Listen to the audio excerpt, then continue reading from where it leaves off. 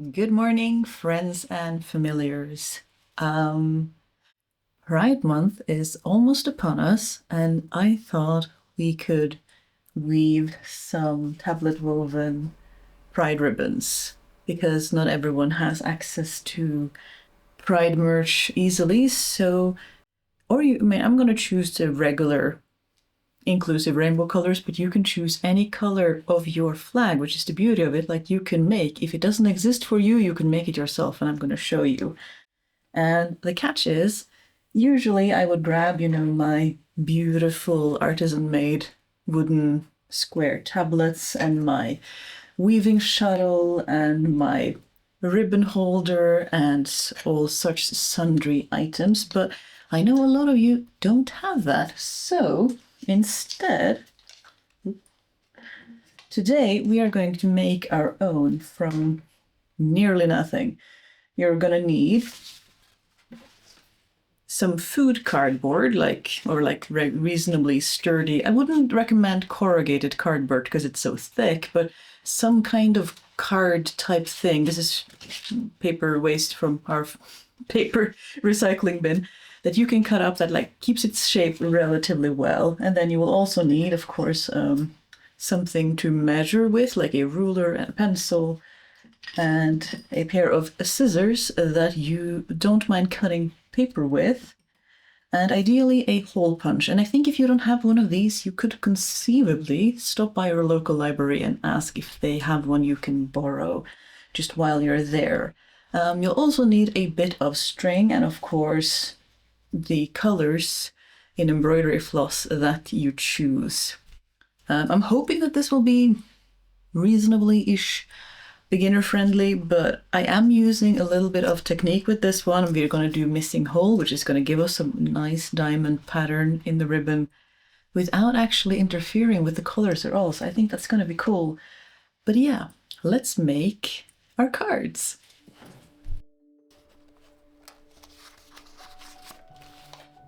But before we get to the cutting of the cards, we do need to decide how many we need. At least approximately. I am sitting myself down to do a quick pattern, and for no other reason than it fits on my page and it adds up to 6 strands per length of embroidery floss. We are doing 36 cards, giving us 6 cards per color of the rainbow.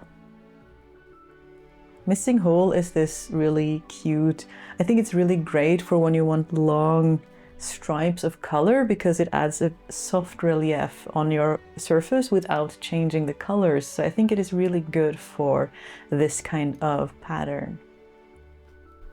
Don't worry if this looks a little overwhelming at the moment. It will hopefully make sense later. And then on to cutting out our cards. Depending on your cardboard and your preference, it may be easier to either make a big grid and cutting your tablets from there, or cutting one template tablet and fitting as many as you can onto your cardstock. I'm gonna go with the latter. And honestly, this is not just for those of us struggling to make ends meet right now.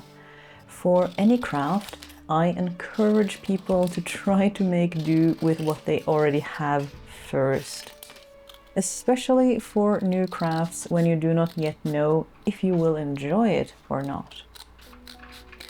I made my first tablet weaving cards from the cardboard backing of an old sketching pad, and they lasted me for years and years before I splurged and upgraded.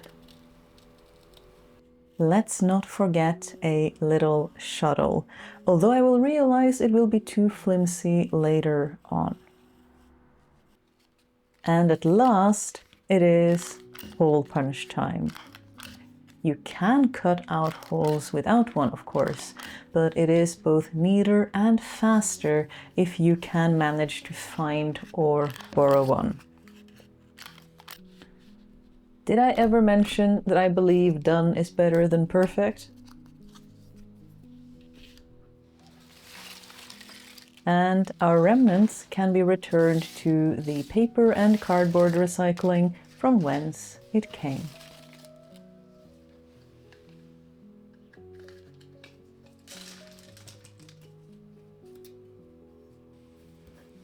And just one last task before we can actually start doing the thing, which is labeling our cards, which I find especially useful if you are new to tablet weaving. I am going to label mine A to D in a clockwise fashion, plus a little marker between A and B to make the top easy to spot. This, along with threading differences we'll get to in a moment, adds some uncertainty to our threading. So most tablet weavers I know are diligent about announcing how they mark and how they thread when sharing patterns. Still, I have started many a project not understanding why my pattern isn't showing up, only to find it on the underside of my weaving, clearly displayed to my niece. Weaving is magic, just in case there were any doubts about that. And if you keep wondering why I am inking the top of my cards, this is why. Because this is what the stack of cards looks like while we're weaving. With our tools ready, we can start preparing our warp. Each length of embroidery yarn contains 6 strands of thread, so we need 3 lengths of each color to get 18 threads of each. I don't have a lot of this yellow or this green, but I am positive we will get at least some rainbow ribbon in the end.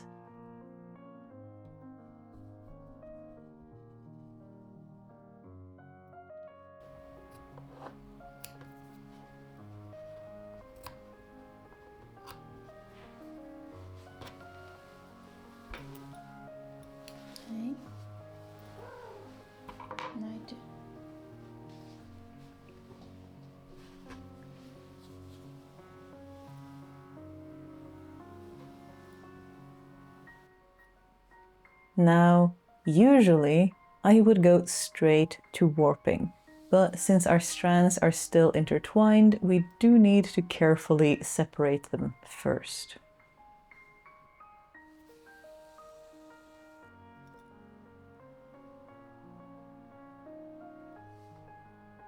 And with our beautiful colors in one easily tangled mess, let us warp our cards. Following our warping pattern, we are threading 3 threads per tablet, with the circle denoting the hole that will be left empty on each card. Hence the name missing hole technique that we are doing today. On top of our diagram, we see an S or a Z. This denotes whether our card is to be threaded from left to right or right to left. And indeed, mixing up the threading reduces the risk that your ribbon will just want to curl in on itself once it is done, but you cannot mix up which direction you thread from on the same card. The cards just would not turn right if you do. Just please don't eat them, Madam Cutter of Thread. Would you like to help?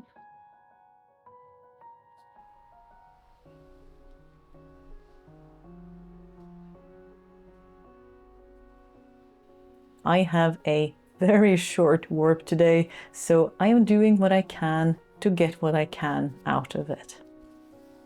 Although, as it turns out, it wouldn't really have mattered in the end.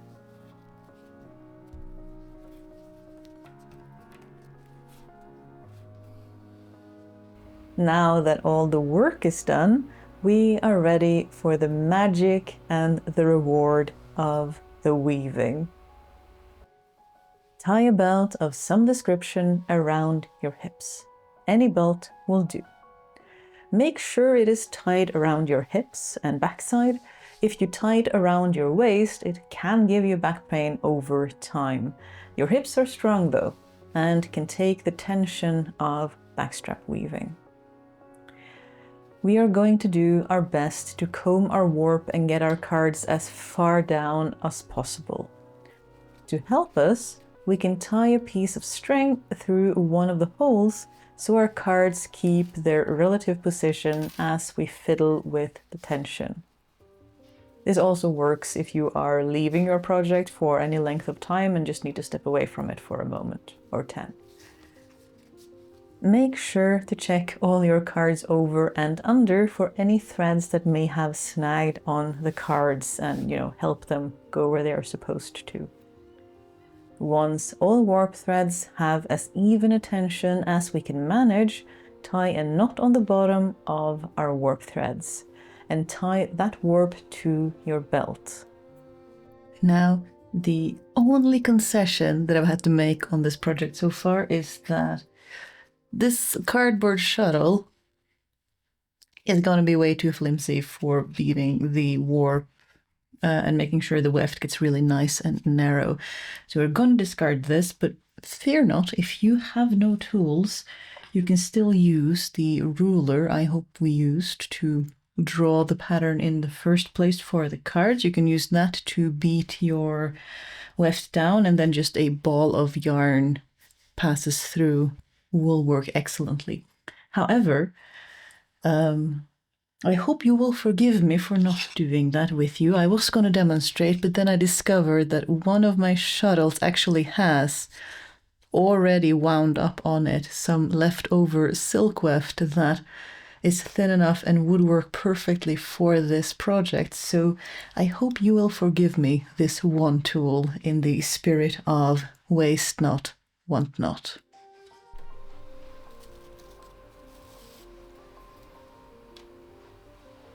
To secure our weft thread, leave a little tail and then pass that tail back the next round, opposite direction of our main weft thread. And, as they say, go.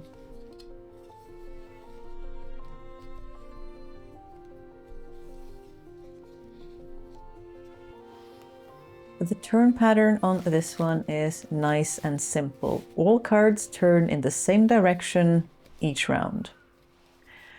4 quarter turns forward followed by 4 quarter turns backward will give you cute small diamonds. For each quarter turn, separate the top and bottom threads with your hands. Beat with your flat object of choice and pass a weft thread through. Ideally, your weft thread is a little thinner than your warp threads, but it can be the same if that is what you have. For ultimate finesse, leave a little loop of your weft the first time around, only to tighten it to your desired width before passing the shuttle back the next round. When doing simple patterns like these, I like to make little rules for myself, such as I will always end on 4 backwards turns.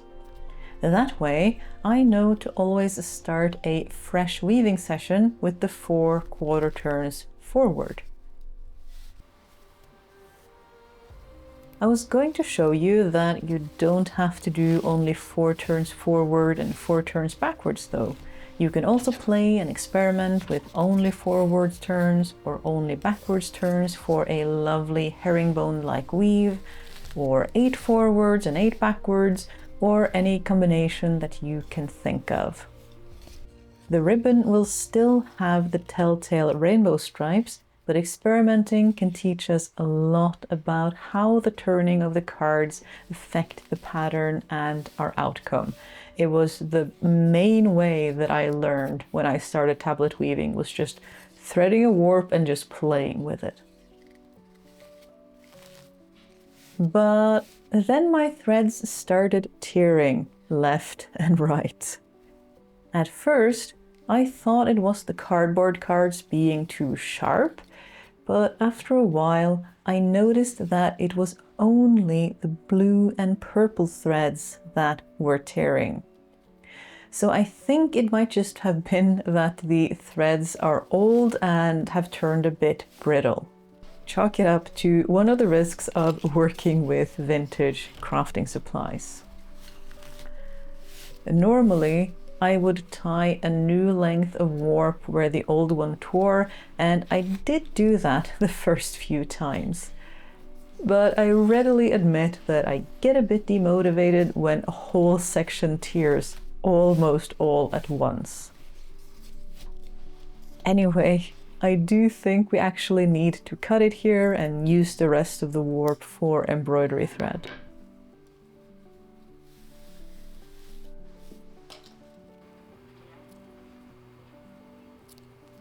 Not quite the ribbon I had planned, but apparently the ribbon we are getting. The diamonds could have easily been twice as big, so they would be easier to see, but I think the herringbone at the end turned out very cute. I hope this still goes to show that you can weave your own rainbow ribbon, or any other flag combination you might desire, either just for fun or because you cannot safely acquire fun trinkets to display your identity where you are residing, should you have a desire to do so. And I really do hope you do not feel deterred just because my materials were not the best. Happens to all of us. But you can still do the thing. Promise. Thank you for watching this video with me, even if things didn't quite go according to plan. Thank you, as always, to my loyal patrons who helped me make this whole channel possible, and thank you to our community in the Discord server.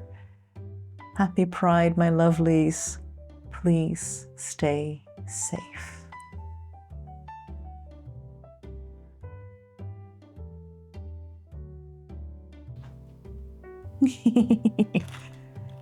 Always up for some embroidery and craft, aren't we? Snack? Good girl.